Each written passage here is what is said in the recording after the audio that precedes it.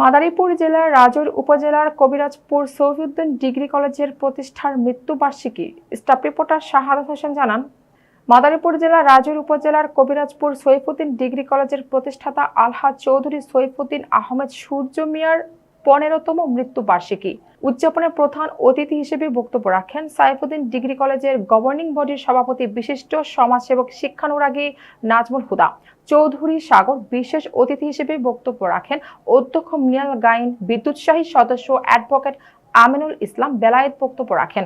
শিক্ষক প্রতিনিধি আব্দুল কাদের উপস্থিত ছিলেন। কবিরাজপুর ইউনিয়ন বিএনপি নেতা চৌধুরী গোলাম মবিন চৌধুরী, সোহেব মিয়া, বিএনপি নেতা শহীদুল্লাহ রেজাউল সর্দার, বিএনপি নেতা লুৎফা ফকির, বিএনপি নেতা সানোয়ার হলাদার। অনুষ্ঠান সঞ্চালনা করেন কাউসার আলম মিঠু, সভাপতিত্ব করেন সালেহ কল্যাণ ট্রাস্টের প্রতিনিধি আলহাজ মাওলানা আলীর রহমান।